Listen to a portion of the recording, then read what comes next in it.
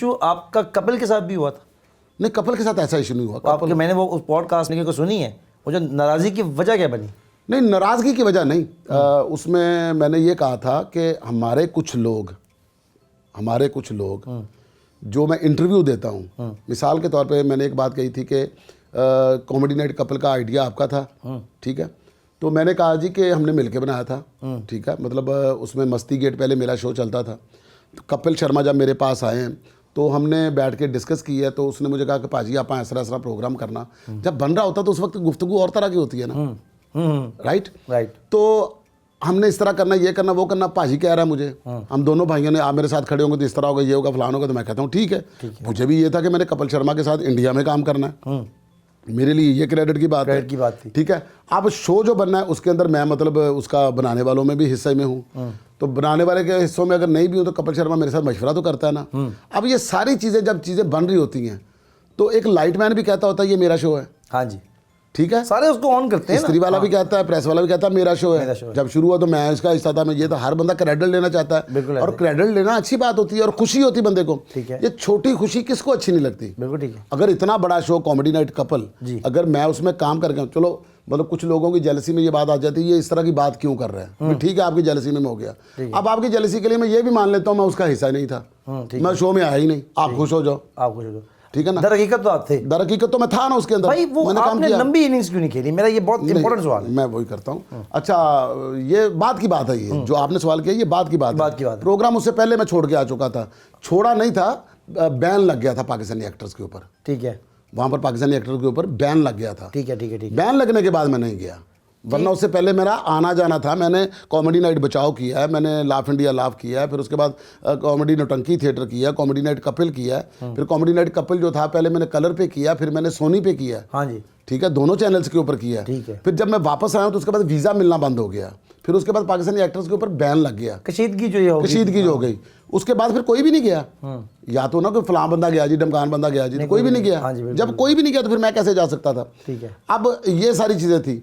अब मैं जो इंटरव्यू देता हूँ, इंटरव्यू के अंदर मैं कोई बात कर देता हूँ, हाँ जी, इंटरव्यू के ऊपर हम अपना एक तो जो थंबनेल है ना, ये बड़ा खतरनाक है, मतलब हम भी लगाते हैं, ठीक है, लगाते हैं। आप देखें ना, मैंने नुमान एजाज साहब वाला जो इंटरव्यू किया जी सरकार, उसके अंदर शकील सिद्दीकी और मैं बैठे हुए हैं। शकील सिद्दीकी ने कहा जी कि वो अपना पर्ची दे के पढ़ता है, ठीक है। तो मैंने कहा नहीं शकील भाई मल्टी टैलेंटेड है, कपिल शर्मा ऐसे नहीं कहें, वो मल्टी टैलेंटेड है।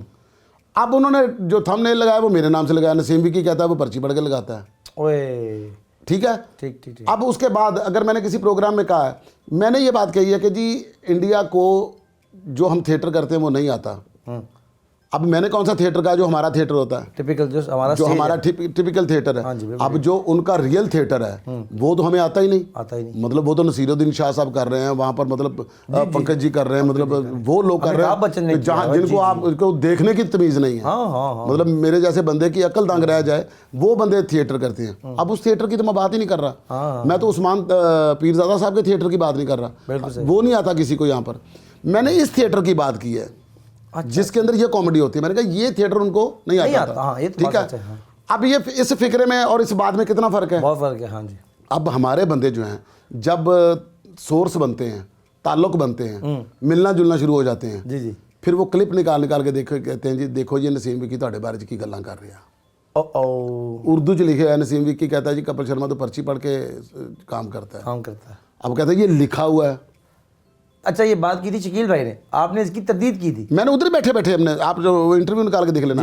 चलो ये तो बात हो गई शो के अंदर। अब वो बंदे जो हैं जो वहाँ पर पहुँचा रहे हैं ये चीज़ें, जो हमारे बंदे क्लिप पहुँचा रहे, देखो जी तुसी तो इन्नी हस्तां दित्तियां ने, ਇਹ ਤੁਹਾਡੇ बारे की गल्लां करदा जो उत्थे, ਇਹ ਤੁਹਾਡੇ नहीं करदा। लेकिन उनको भी चाहिए ना कि क्लिप खोल के आके देख भी तो ले ना। सर देखें ना देखें ये अलग बात है, बस दिल में वो तो आ गया, दिल में आ गया, मतलब आ भी जाए। मुझे तो इस बात का पता ना कि मैंने कोई ऐसी बात नहीं की, मतलब मैं क्यों करूँगा ऐसी बात। ठीक है। तो आपके दिल में अगर कोई बात ऐसी आ जाए, ठीक है, तो आपको सोचना चाहिए। बिल्कुल ठीक है। तो मुझे तो इससे कोई फ़र्क नहीं पड़ता। ठीक है। मैं मतलब जब वहाँ नहीं गया था तो क्या मैं कुछ नहीं था? नहीं, आप तो जब मैं यहाँ हूँ तो मैं क्या कुछ नहीं हूँ? माशाल्लाह। अपनी बारी अपनी इनिंग्स खेलनी है, अपना स्कोर करना अल्लाह ने देना है। अच्छा, ये जो आपने हैवी करने वाली बात की, हमारा एक दोस्त है फनकार, अभी आपके प्रोग्राम में आया है, अभी रिसेंटली उसने ज्वाइन किया है, बब्बू राना। आप समझते हैं कि उसका कद उसके काम के हिसाब से उसको ये स्विचिंग अफोर्ड वो कर सकता है? देखिए मैंने आपको पहले एक बात कही है कि ये कुदरत के ऊपर होता है। जी। हम जिसको अंडर एस्टिमेट कर रहे होते हैं वो पता नहीं क्या बन जाए, ठीक है। हम जिसको ओवर एस्टिमेट कर रहे होते हैं वो पता नहीं क्या ना बन सके। नहीं, कैपेसिटी की बात करते हैं। कैपेसिटी अपना इस काम के अंदर होता क्या है हसीन, मैं आपको एक बात बताऊं, बाज़ का सुर लड़ जाता है, किसी बुसुरे का भी लड़ जाता है। बहुत अच्छे।